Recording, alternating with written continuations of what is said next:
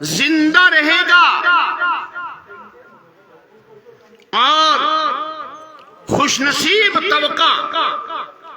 اس کتاب کے ساتھ، اس شریعت کے ساتھ جڑا رہے گا، اور آپ صلی اللہ علیہ وسلم کی امت قیامت تک موجود رہے گی۔ آپ صلی اللہ علیہ وسلم کی ذات عالی کے بعد کوئی نیا نبی، کوئی نیا رسول اور پیغمبر ہرگز نہیں آئے گا۔ آپ کی لائی ہوئی کتاب کے بعد، آپ کی لائی ہوئی پاک شریعت کے بعد کسی اور طریقہ کو مسلمان تسلیم کرنے کے لیے تیار نہیں ہے کہ آپ صلی اللہ علیہ وسلم خاتم النبیین والمرسلین کی حیثیت سے تشریف لائے ہیں۔ اور یہ مسئلہ قرآن کریم کی 99 آیات نے بیان کیا اور 300 کے قریب احادیث مبارکہ میں اس عقیدے کو بیان کیا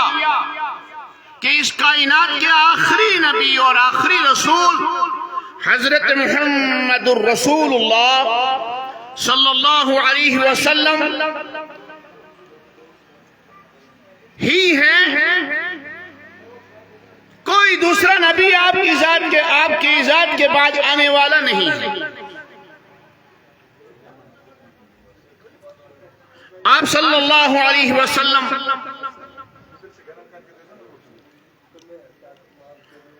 دنیا میں تشریف لا رہے ہیں، آپ کا تذکرہ، آپ کے خاندان کا تذکرہ، آپ کے جائے ولادت کا تذکرہ، مقام ولادت کا تذکرہ، آپ کے اوصاف، اخلاق اور آپ کا مبارک خلیہ انبیاء کرام علیہ السلام پر جو کتابیں آئیں، بالخصوص تورات، انجیل، زبور، ان کتابوں میں موجود ہے۔ ویدک دھرم اور سناتن دھرم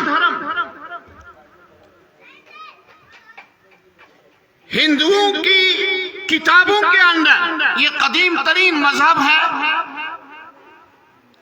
ان کی کتابوں کے اندر آپ صلی اللہ علیہ وسلم کا تذکرہ موجود ہے۔ آپ صلی اللہ علیہ وسلم کے والدہ ماجدہ کا، والد ماجد کا اور آپ کے خاندان کا تذکرہ موجود ہے۔ قرآن کریم میں بھی اس کی گواہی موجود ہے۔ الذين يتبعون الرسول النبي الأمي الذي يجدونه مكتوبا عندهم في التوراة والإنجيل، کہ وہ نبی، وہ لوگ جو اس رسول کی اتباع کرتے ہیں، جو نبی بھی ہیں اور امی بھی ہیں، یجدونہ مکتوبا عندہم فی التوراۃ والانجیل، وہ ان کو اپنے ہاں اپنی کتابوں کے اندر ان کا نام لکھا ہوا، ان کا تذکرہ لکھا ہوا موجود پاتے ہیں، تورات میں بھی اور انجیل میں بھی۔ بلکہ علماء نے لکھا کہ تورات اور انجیل کے اندر آپ صلی اللہ علیہ وسلم کے صحابہ کا تذکرہ بھی موجود ہے، خلفائے راشدین رضوان اللہ تعالی علیہم اجمعین کا تذکرہ بھی موجود ہے، اور صحابہ کے محنتوں کا اور صحابہ کے جد و جہد کا تذکرہ بھی موجود ہے۔ کہ آپ صلی اللہ علیہ وسلم کی صفات تورات میں بیان کی، یأمرہم بالمعروف، یہ پیغمبر علیہ السلام تشریف لائیں گے، یہ ہر معروف کا حکم دیں گے، ہر اچھی بات، ہر اچھا کام، ہر بہتر بات، چاہے وہ عبادت کے عنوان سے ہو، وہ معاملات کے عنوان سے ہو، وہ سماج کے عنوان سے ہو، وہ تجارت اور معیشت کے اعتبار سے ہو، وہ اخلاقیات کے اعتبار سے ہو، وہ اچھی بات بیان کریں گے اور اچھی بات کا حکم دیں گے۔ وَيَنْهَاهُمْ عَنِ الْمُنْكَرِ، اور دوسری بات یہ بیان فرمائی، دوسری صفت یہ بیان فرمائی، تورات اور انجیل میں یہ لکھا ہوا کہ وَيَنْهَاهُمْ عَنِ الْمُنْكَرِ، ہر گناہ سے، کھلے ہوئے گناہ سے، چھپے ہوئے گناہ سے، ہر چھوٹے گناہ سے، ہر بڑے گناہ سے وہ امت کو روکیں گے۔ وَيُحِلُّ لَهُمُ الطَّيِّبَاتِ، اور جو پاکیزہ چیزیں ہیں، جو صاف اور ستھری چیزیں ہیں، اس نبی کی خاصیت کہ وہ ان کے لیے، امت کے لیے حلال قرار دے گا۔ وَيُحَرِّمُ عَلَيْهِمُ الْخَبَائِثَ، ناپاک چیزیں، گندی چیزیں، ان کو امت کے لیے حرام قرار دیں گے۔ وَيُحَرِّمُ عَلَيْهِمُ الْخَبَائِثَ وَيَضَعُ عَنْهُمْ إِصْرَهُمْ وَالْأَغْلَالَ الَّتِي كَانَتْ عَلَيْهِمْ، یہودیوں نے اپنے اوپر کچھ جائز امور کو ناجائز قرار دے دیا تھا، کچھ جائز چیزوں کو حرام قرار دے دیا تھا، کچھ اچھی چیزوں کے اوپر پابندی عائد کر دی تھی۔ جیسے لکھا ہے کہ ان سے کہا گیا کہ روئے زمین پر جہاں بھی تمہیں موقع ملے نماز پڑھ لو، تو انہوں نے کہا نہیں، ہم تو اپنے گرجا گھروں میں ہی نماز پڑھیں گے، اپنے عبادت خانوں میں ہی نماز پڑھیں گے۔ کپڑے پر پیشاب پڑ گیا، ناپاک قطرے پڑ گئے، تو کہا کہ اس کو دھو ڈالو، ستھرا ہو جائے گا، صاف ہو جائے گا، لیکن نہیں مانے، نہیں، کپڑے کی اتنی مقدار کو کاٹ کر پھینک دینا ہے۔ اونٹ کا گوشت آپ نے اوپر حرام کر دیا،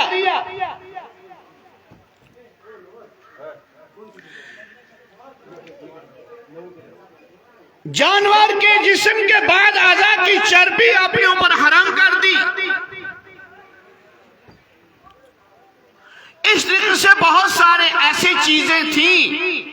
جو جائز ان کی شریعت میں تھیں، حلال تھیں، لیکن اپنے اوپر خامخواہ پابندیاں عائد کر دی تھیں، اور وہ پابندیاں قوم کے اندر چلی آ رہی تھیں۔ تو حضور علیہ السلام کے بارے میں یہ بشارت تورات کے اندر بھی موجود ہے، وَيَضَعُ عَنْهُمْ إِصْرَهُمْ وَالْأَغْلَالَ الَّتِي كَانَتْ عَلَيْهِمْ، کہ آپ صلی اللہ علیہ وسلم کی خصوصیات میں سے ایک خصوصیت یہ کہ آپ اس بوجھ کو اتار دیں گے اور اس توق کو ان کے گردنوں سے نکال دیں گے جو انہوں نے اپنے اوپر جہالت اور لا علمی کی وجہ سے عائد کیا ہوا ہوگا، ڈالا ہوا ہوگا۔ تو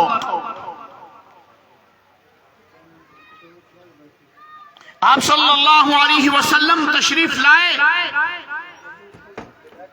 صاف، پاک، ستھری تشریف لائے۔ حدیث میں آتا ہے آپ علیہ الصلوۃ والسلام نے ارشاد فرمایا کہ میں نے تمہیں ایک ایسی ملت بائزہ پر لا کر کھڑا کیا ہے، ایک ایسی روشن شریعت عطا کر دی ہے کہ لیلھا کنہارھا، جس کے دن تو روشن ہی روشن ہیں، اس کی راتیں بھی دنوں کی طرح روشن ہیں۔ اور ہماری شریعت اسلامیہ کی ایک خصوصیت،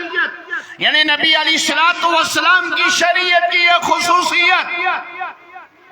کہ آپ کی شریعت کے اندر بچہ پیدا ہونے سے لے کے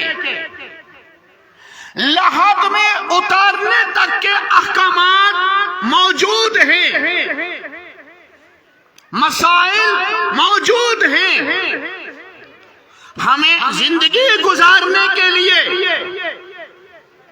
شریعت کے مطابق اور اسوہ نبوی صلی اللہ علیہ وسلم کے مطابق زندگی گزارنے کے لیے یہودیت کی طرف نہیں جانا ہے، عیسائیت کی ضرورت نہیں پڑے گی، مجوسیت کی ضرورت نہیں پڑے گی، مشرکیت کی ضرورت نہیں پڑے گی، کسی اور دین اور مذہب کی طرف جانے کی ضرورت نہیں پڑے گی۔ نبی علیہ الصلوۃ والسلام کے جلیل القدر صحابی سلمان فارسی رضی اللہ تعالی عنہ، ان سے ایک یہودی سوال پوچھتا ہے کہ تمہارا نبی بڑا عجیب ہے، وہ تمہیں پیشاب کرنے کے لیے بیٹھنے کا طریقہ بھی بتلاتا ہے۔ فرمایا ہاں۔ وہ تمہیں کھانا کھانے کا طریقہ بھی بتلاتا ہے، وہ تمہیں استنجا کرنا بھی سکھاتا ہے،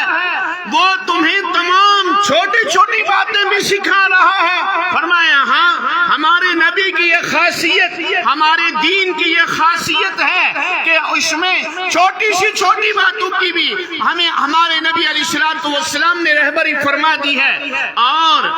سلیمان علیہ الصلوۃ والسلام نے اپنے سینے کو تھپ تھپایا، فرمایا اس اللہ کا شکر ہے جس اللہ نے ہمیں محمد الرسول اللہ صلی اللہ علیہ وسلم جیسا پیغمبر عطا فرمایا، جس اللہ نے ہمیں محمد الرسول اللہ صلی اللہ علیہ وسلم جیسا کامل اور مکمل رسول عطا فرمایا،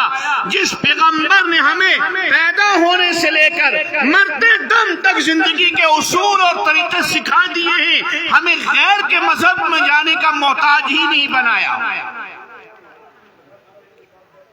تو آپ علیہ الصلوۃ والسلام لقد کان لکم فی رسول اللہ اسوۃ حسنہ، تمہارے لیے رسول اللہ صلی اللہ علیہ وسلم کی زندگی بہترین نمونہ ہے، بہترین ماڈل ہے۔ آپ صلی اللہ علیہ وسلم نے اس امت کو لباس دیا، بال سر پر رکھنے کے طریقے دیے۔ ایک عرصہ آپ علیہ الصلوۃ والسلام نے اپنے سر مبارک کے بال منڈوائے بھی، چھوٹے چھوٹے بال بھی رکھے، کانوں کی لو تک بھی بال رکھے، اور اس سے نیچے بھی بال رکھے، کندھوں تک بھی بال رکھے۔ اور کبھی آپ صلی اللہ علیہ وسلم ننگے سر بازار میں نہیں چلے، کبھی آپ صلی اللہ علیہ وسلم ایسا لباس پہن کر نہیں چلے جس لباس کے پہننے سے یہ شبہ ہو کہ یہ فلانی قوم کا لباس ہے۔ فرمایا من تشبہ بقوم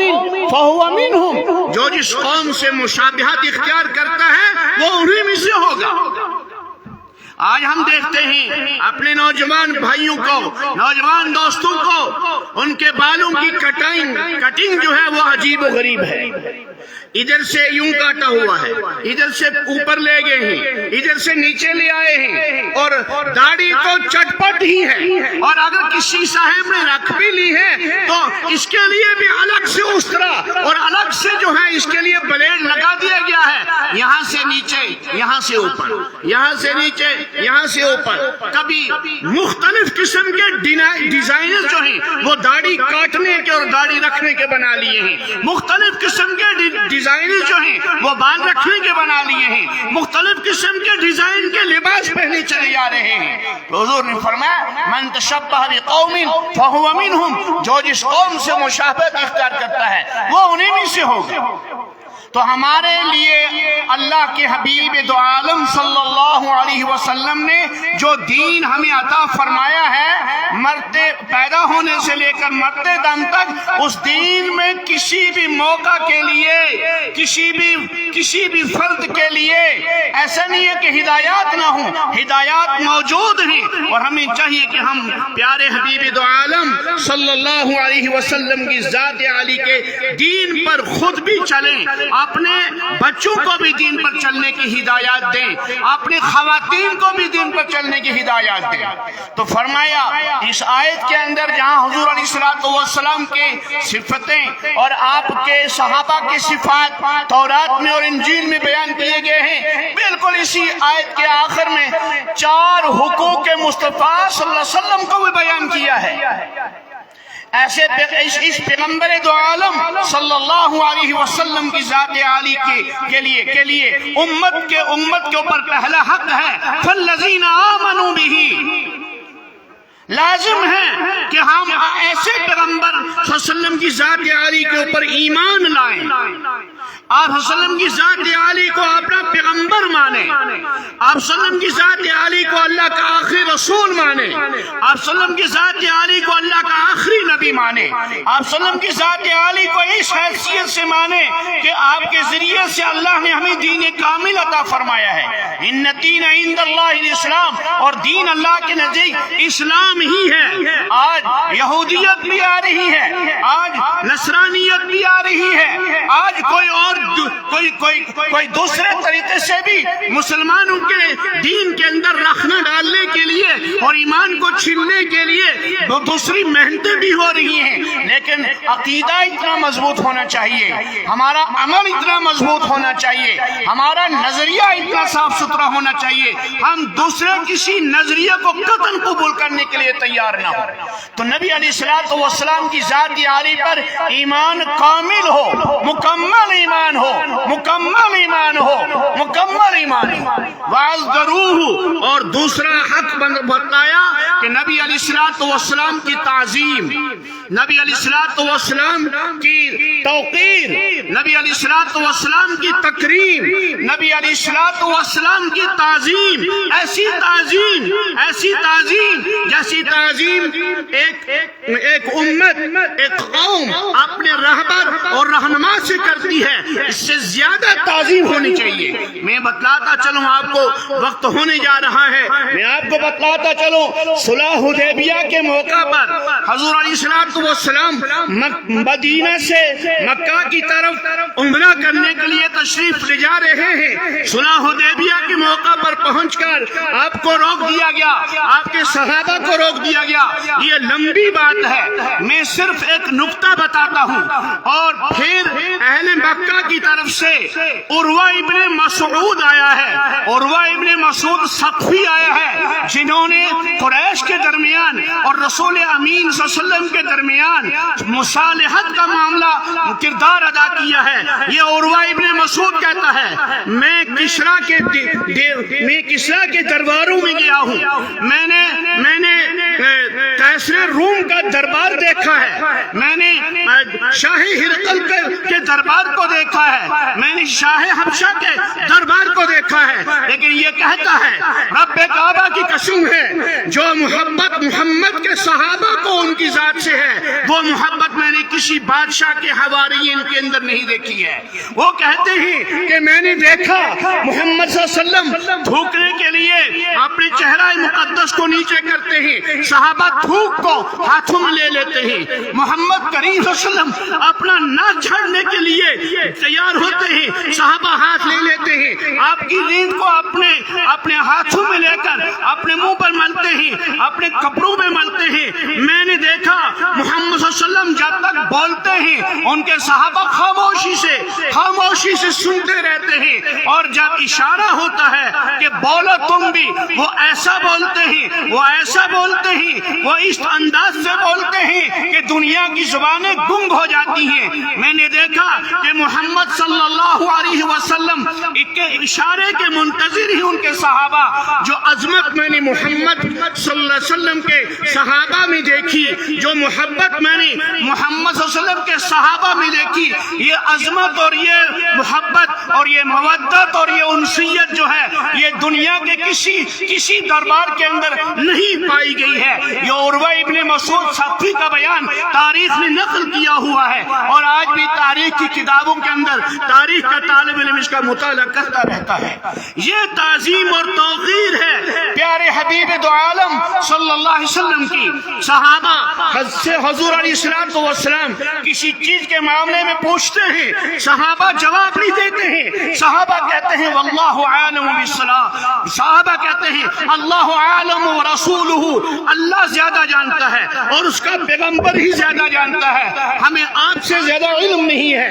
اس قدر احترام ہے صحابہ کی ذات کے اندر رسول رحمت صلی اللہ علیہ وسلم کی ذات عالی کا، کہ اس قدر احترام دنیا کے کسی بادشاہ کو نصیب نہیں ہوا ہے۔ تو یہ تعظیم اور توقیر مسلمان کے اندر پیدا ہونی چاہیے۔ یہ تعظیم اور توقیر رسول اکرم صلی اللہ علیہ وسلم کی ہر مسلمان کے دل کے اندر جاگزی ہونی چاہیے، ہر مسلمان کے دل کے اندر بے پناہ محبت ہونی چاہیے رسول محترم صلی اللہ علیہ وسلم کی۔ اور یہ تعظیم تب آئے گی جب ہمیں اپنے اس پیغمبر دو عالم صلی اللہ علیہ وسلم کی ذات عالی کے ساتھ گہری محبت ہوگی۔ میں آپ کو ایک حدیث سناتا چلو، حضرت عمر رضی اللہ تعالی عنہ بیٹھے ہیں، صحابہ بھی بیٹھے ہیں، اور عمر رضی اللہ تعالی عنہ نے عرض کی یا رسول اللہ صلی اللہ علیہ وسلم، آپ مجھے اپنی جان سے بھی زیادہ عزیز ہیں، میں آپ سے محبت کرتا ہوں، میں آپ سے الفت، میری آپ سے الفت ہے، میری آپ سے محبت ہے۔ اور آپ صلی اللہ علیہ وسلم نے سنا اور فرمایا عمر، کیا میں آپ کو اپنی جان سے اور اپنے ابا جان سے، اپنی امی جان سے اور اپنی اولاد سے اور تمام لوگوں سے زیادہ محبوب ہوں؟ تو حضرت عمر رضی اللہ تعالی عنہ نے اپنا سر مبارک نیچے کر دیا اور سوچنے لگے کہ دل سے فیصلہ لیں، دل کیا کہہ رہا ہے۔ تھوڑی دیر کے بعد آپ نے سر مبارک اوپر اٹھایا اور فرمایا یا رسول، عرض کی یا رسول اللہ، مجھے آپ اپنی جان سے زیادہ عزیز ہیں، اپنی اولاد سے زیادہ عزیز ہیں، اپنے ماں باپ سے زیادہ عزیز ہیں، اپنے بھائیوں سے زیادہ عزیز ہیں، اپنے قبیلہ اور خاندان سے زیادہ عزیز ہیں۔ آپ نے فرمایا الآن یا عمر، ہاں عمر، اب جا کے ایمان کامل ہوا ہے، اب جا کے ایمان مکمل ہوا ہے۔ الآن یا عمر۔ دوستو، حضور علیہ السلام سے محبت گہری ہو اور حضور علیہ السلام کی تعظیم اور توقیر دل کی رگ رگ کے اندر بیٹھنی چاہیے، دل کے رگ رگ کے اندر، جسم کے بال بال کے اندر حضور علیہ السلام کی محبت پیدا ہونی چاہیے۔ یہ تین حق بیان کیے، تیسرا حق ہے، چوتھا حق ہے ونصروہ۔ حضور علیہ السلام نے جو بیان کیا، حضور علیہ السلام نے جو ارشاد فرمایا،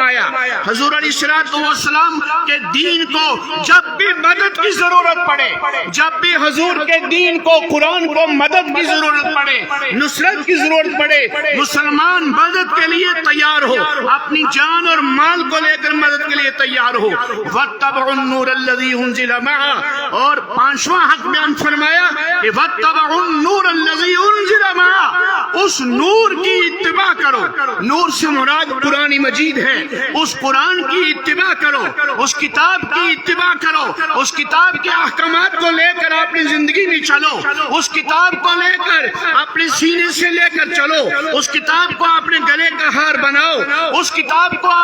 اپنے سروں کا تاج بناؤ، اس کتاب کو اپنی زندگی کا حاصل بناؤ، اس کتاب کو اپنے بچوں میں عام کرو، اپنے خاندانوں میں عام کرو، اس کتاب کو اپنے قبیلہ میں عام کرو، اس کتاب کو اپنے علاقے میں عام کرو، اور اس کتاب کے معاملت کے اندر لگے رہو۔ انزل معہ، جس کو لے کر محمد الرسول اللہ صلی اللہ علیہ وسلم تشریف لائے ہیں۔ یہ 5 حقوق، اور چھٹا حق میں نے حدیث بیان کی تھی، من اطاعنی فقد احبنی ومن احبنی کان معی فی الجنہ، جس نے میری اطاعت کی اسی کو مجھ سے محبت ہے۔ محبت کے لیے اطاعت کا ہونا ضروری ہے، خالی محبت قوم آنے والی نہیں ہے۔ اس کے لیے واقعہ سنا تھا، لیکن 2 چیزیں میرے سامنے آ چکی ہیں اور میں زیادہ وقت نہیں لینا چاہتا ہوں۔ فرمایا من اطاعنی فقد احبنی، جس نے میری اطاعت کی، میری فرما برداری کی، اسی نے مجھ سے محبت کی، اسی کو مجھ سے پیار ہے، اسی کو مجھ سے محبت ہے۔ اور پھر فرمایا ومن اطاعنی ومن احبنی کان معی فی الجنہ، جس کو مجھ سے محبت ہوگی وہ میرے ساتھ جنت میں ہوگا۔ دوستو، یہ 6 حقوق محمد الرسول اللہ صلی اللہ علیہ وسلم کے اس وقت میں نے آپ کے سامنے رکھے ہیں۔ الحمدللہ اب ہمارے بعد علماء کرام کے بیانات سنتے رہیں گے اور نہایت قیمتی باتیں آتی رہیں گی، اچھی سے اچھی باتیں آتی رہیں گی۔ بالخصوص ہم سب کے رہبر، رہنما اور ہم سب کے مقتدا